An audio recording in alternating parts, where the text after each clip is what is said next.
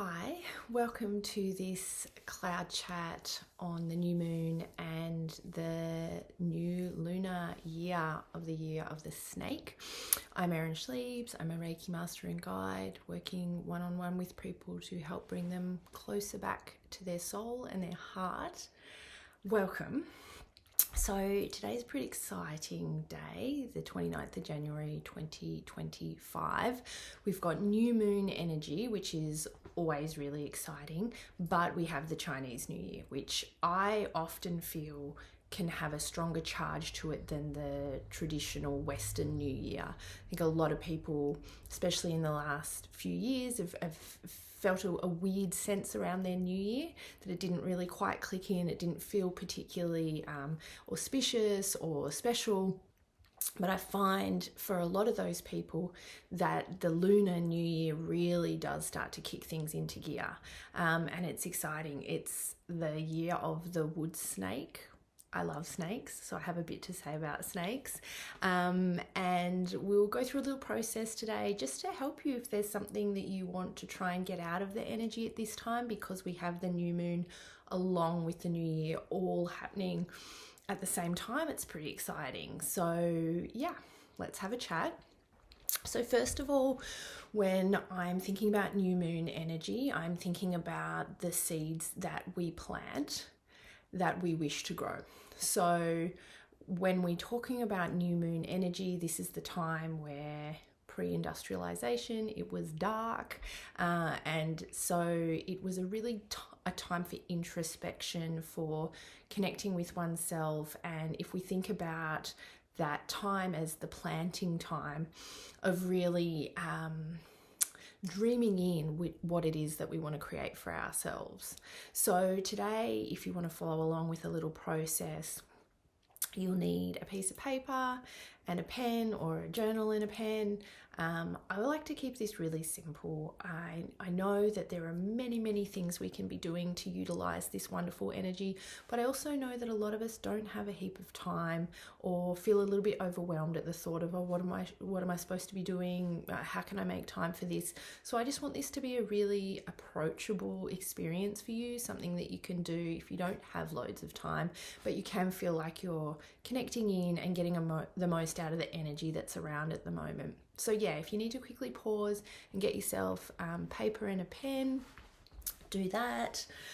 And let's have a little bit of a chat about the year of the snake. I always think it's really important when we are tuning into these energies that we tune into what aspects of it feel right for us, because we are all individuals and we're on very different life journeys, and something that resonates for one person might not resonate for the next, and that's okay. It's about us finding the aspects of something that feel true to us individually and connecting in and utilizing those. So there's lots of information out there that you'll see about this particular new moon and also the year of the snake, and that's wonderful. Really involve yourself in that if that's something that you're interested in. Really explore all the different aspects of that. But you can also just tune into yourself and your inner knowing, which is something that I'm really passionate about, is people being able to trust enough in themselves to understand their own journey and to back themselves, to make some of those choices. So this is a great time to do that, to really tune into what feels right for you. So when I am thinking about the snake energy, the archetypes of the snake, there's quite a few different aspects. It's pretty well regarded that the symbolism of the snake is one of transition, transformation, change, and growth. And a big part of that is because when we actually observe the snake, it literally sheds its skin. It goes through a very physical process of growing out of itself and growing into something new. So when we think about that metaphorically, we're thinking about how we grow into something new, where we have outgrown aspects of ourselves, when there's something that is more relevant or resonates more with us, a place we're trying to get to within ourselves or within our physical life that we are reaching for. Sometimes we need to let go of some of the stuff that's been around us in order to get there. So that's, first and foremost, I think one of the energies that we can tune into this year of the snake. I used to have a very beautiful artwork of a giant python with a woman. I still have it in storage somewhere. I found like I was maybe calling a little too much change into my life after having it in a very prominent position for a while. So I popped it away, but I mention it just because I think it can be useful to have an awareness that there might be a bit of change this year. There might be some things that you transition out of or transition into that maybe you weren't necessarily expecting, and that's okay, right? We're organisms that are alive. The one thing we know about ourselves is that we are in a constant state of change. Even if it's just on the microcellular level, we are constantly changing. So when we accept that about ourselves, it can make our life journey a little bit easier. So we're connecting with the energy of the snake from this transformation and transition energy. We can also think about the snake. What I love about the snake is it's so different to so many of the other animals and creatures.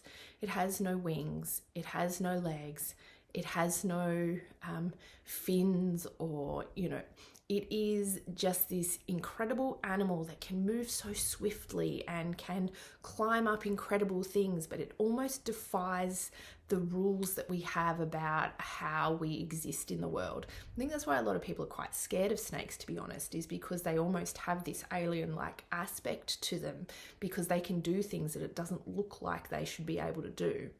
And I think that that's a really beautiful energy for us to tune into this year. What are the different ways that we could be approaching our life that maybe we haven't thought of, we thought wasn't possible, and really allowing that into our life, that possibility and expansion of things that we may not have thought of before, It's interesting because the card that I pulled for us for this chat is the card of going beyond normal. And I think that that's a really beautiful way to think about this year, is giving yourself permission to do things differently, giving yourself permission to maybe be outside of the norm in ways that maybe you haven't before, because you've been afraid of being judged or criticized, or you're afraid if you try it and then you fail and you look silly. There's a real encouragement this year with the Year of the Snake to go for it, try it, do something new. Why not, right? Like, we only get this life, so let's just make the most of it. It's a really exciting, positive energy that we can be tuning into with the Year of the Snake. The other aspect of the Year of the Snake in this kind of archetypal sense is the goddess energy of Lilith. And Lilith being connected to the story of Adam and Eve and the snake in the Garden of Eden that was, tempting Eve with the apple, the forbidden fruit. Again, you can go down your own path to explore Lilith's journey, but what she really represents is the dark, wild, feminine energy, the feminine power that often is suppressed in our society because of its power, because almost of its unruliness, because the wild woman will not be tamed. And so we can also think about the Year of the Snake coming through with some of that energy, that deeper, when we talk about darkness, that real depths of our being, that the real magic place, the fertile soil, that same energy of the dark new moon, the dark feminine is what we're tapping into with this Year of the Snake. So the dragon energy was a more masculine energy, more perhaps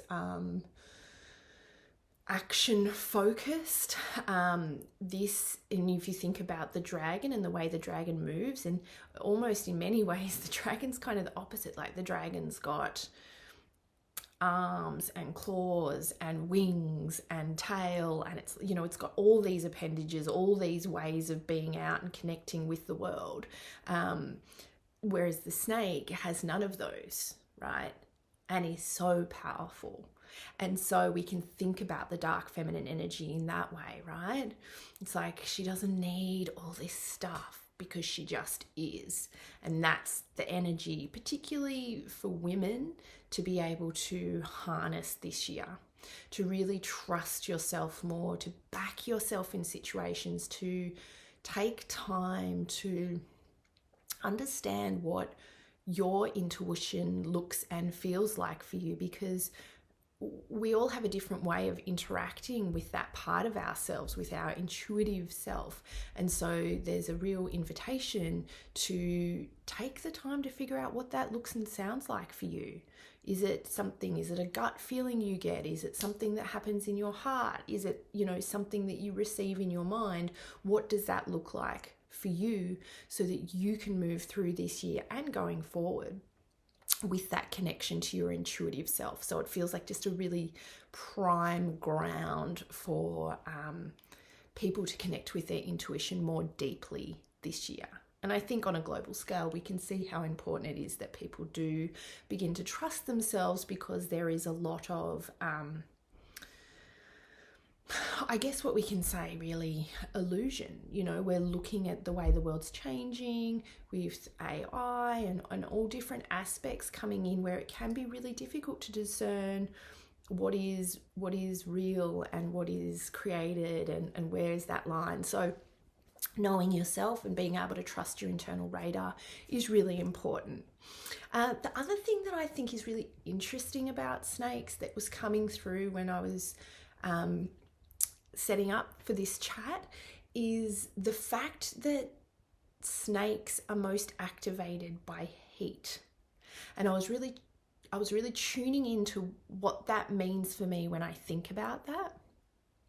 And I think about snakes, they often, you don't see them in winter, they're cold-blooded, they're very almost dormant throughout that winter period, but as soon as it heats up, they'll get themselves out on rocks or objects that really heat up. That heats up their blood, and then they're active, and then you see how fast they can move, and even, the strength with which they can attack when they need to, right, is dependent on how charged up they are. And I was thinking in the context of our world and everything that's really going on at the moment, how that provides a really beautiful heat for the snake. If you're someone that has felt a sense of frustration, either in your, micro personal life, or a frustration in a more global sense of what's going on in the world, and that's been building up inside you and you're not really sure what to do with that, think about that as the heat and the charging place for that dark feminine energy to activate her and bring her into life so she's ready to come forward. I think it's going to be a really big and exciting year. So, okay, that's enough of me chatting. What I will get you to do now, we'll do some questions. It's the way I just like to help connect in with the energy in your own individual way. So you're going to get yourself comfortable, have your paper, your pen, and we can get started. So before you start the questions, I will guide you in for a little bit, and then I'll have down under this video, there'll be a link to some music that, if you like, it's like a Spotify playlist. If you want, you can play that while you're journaling, or you can just play some other instrumental music. I always recommend instrumental because you would be surprised at how distracting even quiet lyrics can be. Occasionally I'll have things in my music lists that have a form of chanting in them, which I find is a bit different to having just standard music. Obviously it's up to you, have what you want, but just be mindful that that might be a little bit distracting to you. So when we start the questions and you write them down, if you want to play some music, you're free to do so. Okay, so before we do that though, I'm just going to take a minute just to help bring us a little bit into the space together before we reflect. So just get yourself nice and comfortable where you are. I always encourage for you to just close your eyes for the next little bit if that feels good and comfortable. You're welcome to look at my face if you don't want to close your eyes, but it's nice to just help yourself go within. It's something that I think we can be more aware of is when we close down certain senses, it allows other ones to activate. So if we think about our intuition and our inner knowing and our inner sense as the sixth sense, then you can imagine that when we close down some of the 5 other senses, it allows that sixth sense to take a bit more priority. So for example, if I'm doing a one-on-one in-person Reiki session with somebody, I will have a light, like a little light blanket or something over the top of them, just so that that part of their body is kind of encased and comfortable and is not being like activated by the air or things around them. I will often I will always have something over their eyes, and I even encourage my online Reiki clients to do the same for themselves, because when we close our eyes, it's just that extra sensory input that our body and brain is trying to process gets removed, which allows us to tune in a little bit more deeply. So that's why I suggest you close your eyes. Okay, so just getting nice and comfortable where you are. If you feel good, close your eyes. And just taking in some nice deep breaths. And just really allowing yourself to release on the exhale. Just landing in the space here and now. Giving yourself permission to let go of that to-do list. Thanking your mind for its excellent work today. But just knowing you have full permission to be here right now, spending this time connecting in without anything else to do.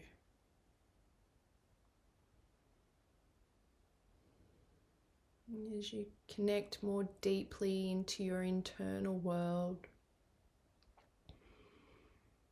I want you to imagine in the center of your heart space, right in the middle of your chest, there's a small green flickering flame. Beautiful deep green, almost like a little pilot light, just gently but consistently flickering in the center of your heart. And as you relax more deeply into your body, just watching as this green flame begins to grow in size, just naturally and effortlessly seeing it expand as it continues to grow,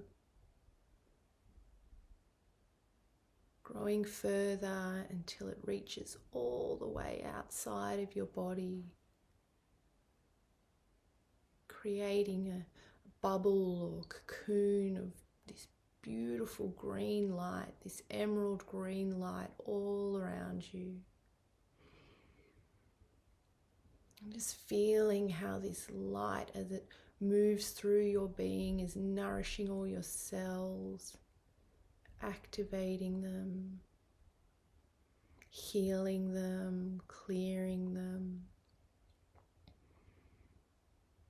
Also sensing how this green light is connecting more deeply to the intuitive parts of yourself. And just trusting that this is happening naturally without you having to do anything at this time. And just breathing into this knowing and feeling yourself surrounded like this beautiful green light. And just resting here for a moment.